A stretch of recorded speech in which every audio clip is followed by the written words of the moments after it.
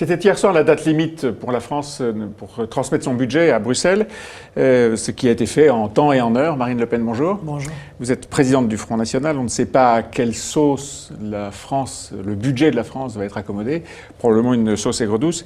S'il y a des remontrances d'une manière ou d'une autre, que devrait faire la France ? Non, mais je trouve que le simple fait que la France soit obligée de transmettre son budget est un véritable scandale. Enfin, écoutez, la France s'est battue 100 fois pour être libre. Et le peuple français s'aperçoit aujourd'hui que, de par la trahison de ses élites, la France n'est plus un pays souverain.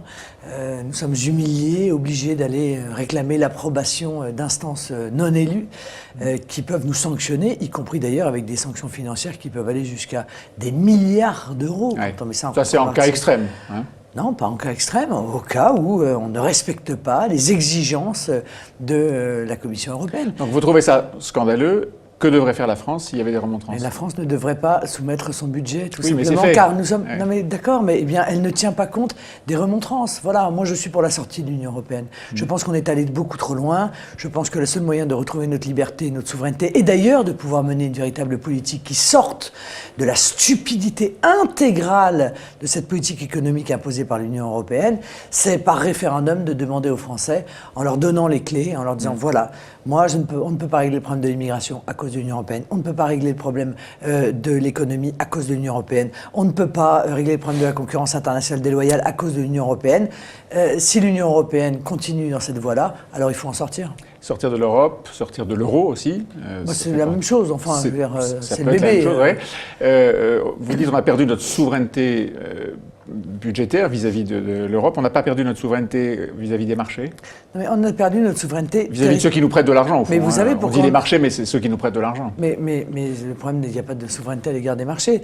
On a perdu notre souveraineté parce qu'en 1973, on a obligé la France à aller emprunter sur les marchés financiers, alors qu'avant, la France empruntait à la Banque de France, sans intérêt. Eh bien, on nous a forcé à aller devant les marchés financiers, ce qui fait qu'aujourd'hui, nous avons versé 1500 milliards d'euros d'intérêts depuis 1973, alors que nous avons 2000 milliards d'euros de dette. 1500 milliards d'euros d'intérêts. Il y en a quand même... C'est le problème des surendettés. Le pays est surendetté. Il y en a qui se sont quand même bien engraissés dans cette affaire. Hein. Donc on comprend bien pourquoi la politique de l'Union européenne vise à continuer à engraisser ces marchés financiers. Moi, j'ai un état d'esprit radicalement différent. Je dis l'intérêt des marchés financiers est contraire à l'intérêt des peuples. Moi, je suis là pour défendre l'intérêt des peuples. Voilà. Donc ne vous étonnez pas si les marchés financiers, si l'Union européenne, si la classe politique que je considère comme vendue à cette Union européenne m'attaque aussi brutalement, c'est précisément parce que nous défendons des intérêts qui sont contradictoires. Mais il faudra bien la rembourser, cette dette. Bien sûr, il faudra la rembourser, mais on la rembourse par la croissance. On ne la rembourse pas par des politiques d'austérité qui aggravent la situation de récession. Et dans votre schéma, on la rembourse en francs français ? Oui, on la rembourse dans un nouveau franc français, bien entendu. Même dévalué ? Mais d'évaluer si je considère qu'il est bon de dévaluer, oui, car vous l'objectif d'une monnaie... Vous avez plusieurs fois évoqué la dévaluation de 20% de la monnaie. Évidemment. Nous naviguons entre 1,30$ et 1,40$. C'est une folie pour notre économie. Donc je pense qu'il faut que nous retrouvions une parité 1 dollar égale un nouveau franc, et pour cela, s'il faut passer par une dévaluation politique, eh bien nous le ferons parce que c'est bon pour la France. Même si ça enchérit la dette, parce que plus le franc est faible, plus la dette est lourde à rembourser quand elle est à l'extérieur. Mais non, mais absolument pas.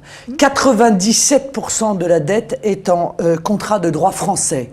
Donc il y a 2000 milliards d'euros de dette, il y aura demain 2014 milliards d'euros de nouveaux francs. C'est dérisoire la modification. On ne va pas rentrer dans un débat technique, mais juste un détail.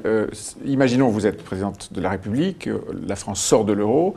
Est-ce qu'il y aura deux monnaies qui circuleront en France ? Un franc, un nouveau franc et on peut l'envisager. On peut envisager que l'euro reste monnaie commune, comme on dit. Voilà, on peut parfaitement l'envisager. C'est pas un peu compliqué, ça ? Il y aurait deux prix affichés chez les commerçants Non, parce que c'est comme les culs, si vous voulez. En l'occurrence, la monnaie en cours en France serait le nouveau franc. Bon, on l'a déjà fait, ça a déjà existé, donc il n'y a rien de nouveau, en l'occurrence, sous le soleil. Ça ne m'empêcherait pas de faire la politique que je veux mener. Voilà. Emmanuel Macron a proposé hier une direction, c'est pas encore un projet de loi, mais une direction avec plusieurs thèmes, par exemple le travail du dimanche, par exemple reprendre aux sociétés d'autoroutes une partie de ce qu'elles ont acheté d'ailleurs, il y a quelques années. Vous vous êtes prononcé pour la nationalisation des sociétés d'autoroutes ? Je pense que les Français ont été volés. Voilà, tout simplement parce que les Français ont payé les autoroutes avec leurs impôts et qu'à partir du jour où ça a été rentable, Monsieur de Villepin et d'autres les ont revendus. Les ont revendus, oui. Et puis maintenant, les énormes bénéfices gigantesques qui sont développés par ces entreprises et qui devraient revenir aux Français reviennent aux privés. Et donc vous voulez nationaliser, oui, je crois racheter ces autoroutes à leurs propriétaires. On ne sait pas très bien avec quel argent, d'ailleurs la France n'a pas beaucoup d'argent. Écoutez, avec l'argent que ça génère notamment. Oui. Et donc, si je regarde un petit peu les choses, votre position est la même que celle des communistes, qui en ont parlé il y a quelques jours, du Front de gauche également. C'est pas un peu étrange, cette façon de se retrouver vous savez, sur un même sujet, sur une même position? Monsieur Dupont-Aignan aussi. Je crois qu'il ne faut pas avoir une vision absolument binaire en disant si vous êtes d'accord sur un sujet avec les communistes, alors vous êtes suspecté. Non, je vous demande, c'est pas un peu étrange, vous vous retrouvez sur une même position il me sujet. semble que M. Bayrou était également contre la privatisation. Je ne suis pas sûr qu'il soit pour la nationalisation aujourd'hui. Il était contre la privatisation. Monsieur Dupont-Aignan était contre la privatisation.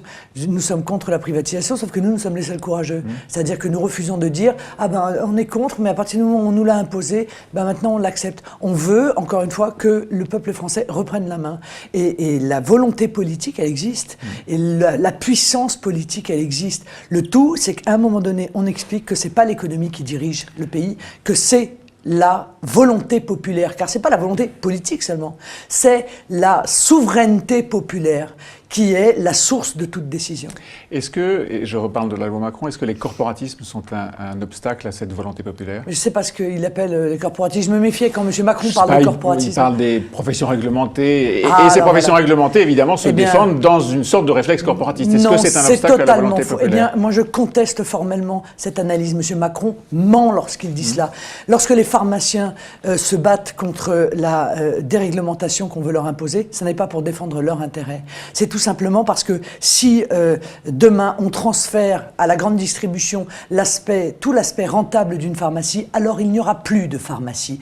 Donc c'est un problème qui nous touche tous, c'est de l'organisation du territoire. Vous leur avez écrit aux pharmaciens? Bien sûr, c'est de la proximité, c'est du service qui est donné aux Français. Vous allez faire la même chose avec les huissiers, les notaires, enfin toutes ces professions qui sont un peu visées par la loi? Oui, car je crois que si nous avons réglementé des professions, c'était pas pour ennuyer le monde, ni pour créer des niches à certains. Si on les a réglementées, c'est parce qu'il était nécessaire d'offrir une sécurité aux Français dans leur rapport avec ces professions. Mais encore faut-il qu'elles soient viables. Voilà. L'objectif qui vise à ouvrir le capital des notaires à des fonds de pension, à des investissements étrangers. Vous croyez que c'est positif? C'est dangereux? Oui, bien entendu que c'est dangereux. Évidemment que c'est dangereux. C'est une stupidité. Et encore une fois, on s'aperçoit que le but de toutes ces propositions imposées par l'Union européenne... Mais on dit que c'est pour redonner du pouvoir d'achat aux Français. Mais la réglementation empêche la concurrence. La concurrence, elle peut faire baisser les prix. Mais on dit toujours ça. Chaque fois qu'on veut imposer une idiotie, on explique que c'est pour faire des économies. On s'aperçoit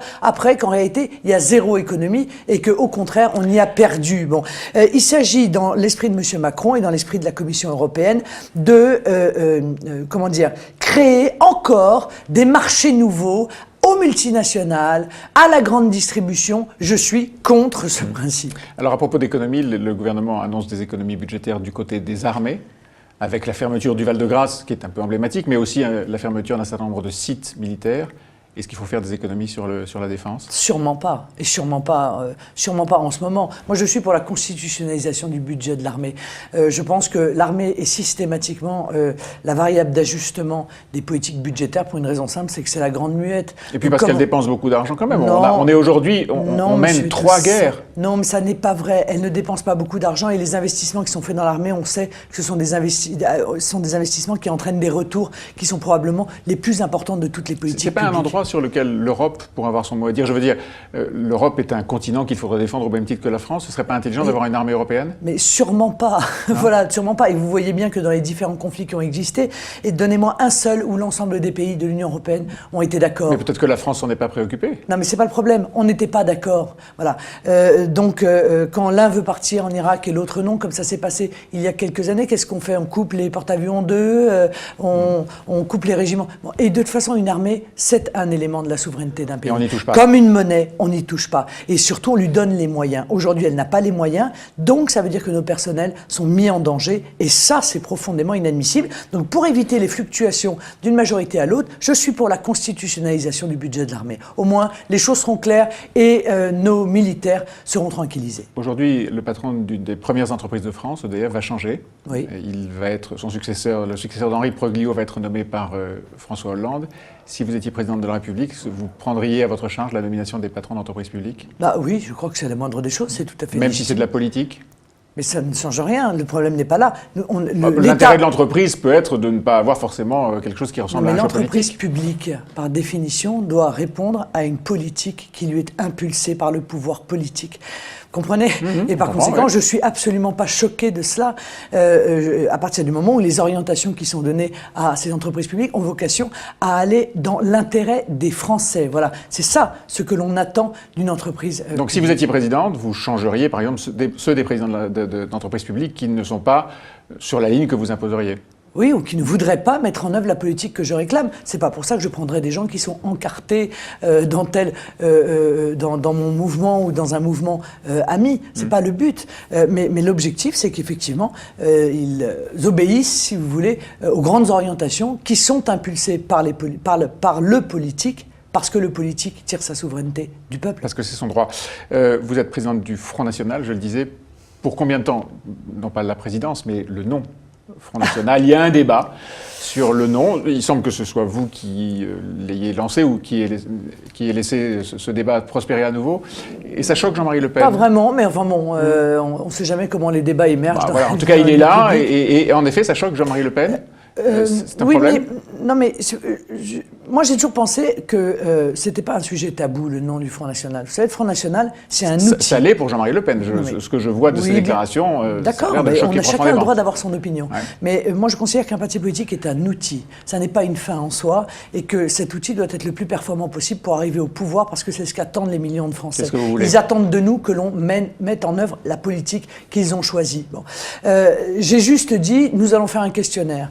Nous allons interroger nos adhérents sur énormément de sujets. Je pense que c'est un moment de respiration démocratique important. Avant le congrès, dans dans le quelques cadre semaines. de ce questionnaire, non, après le congrès, Après le congrès. dans le cours de l'année 2015. Vous voyez, c'est pas une actualité absolument brûlante. Dans le cadre de ce questionnaire, nous interrogerons pour savoir si il est utile de savoir ce que les adhérents pensent d'un éventuel changement de nom. Alors vous voyez que, voilà, il n'y a quand même pas, encore une fois, une actualité brûlante. Ben, je suis partagée, car tout à fait évidemment, il y a des avantages et il y a des inconvénients à ce changement de nom. Ça doit faire l'objet d'une discussion, y compris avec l'ensemble de nos adhérents. Quels sont les inconvénients à garder le même nom? Ben, il y a, si vous voulez, je crois que quand, dans la vie d'un mouvement politique, quand manifestement nous rassemblons aujourd'hui très largement, beaucoup plus largement que le simple mouvement Front National, est-ce qu'il faut acter ce très grand rassemblement précisément en indiquant que nous avons passé un cap? C'est une question qui mérite d'être posée quand on voit que nous avons fait 4 fois plus de voix au sénatorial que les voix de nos élus et de ceux qui ont été élus sous nos couleurs. C'est pas le mot national qui pose un problème. Pas. Non, mais c'est pas un problème, encore une fois, c'est pas le Front ou le National qui pose question. C'est est-ce que nous devons acter cette nouvelle étape de notre arrivée préparée vers le pouvoir. Voilà. Cette nouvelle marche que nous avons passée, doit-on l'acter dans un nouveau nom, oui ou non? Réponse dans quelques semaines, quelques mois. Réponse dans quelques mois. Merci Marine Le Pen, présidente du Front National.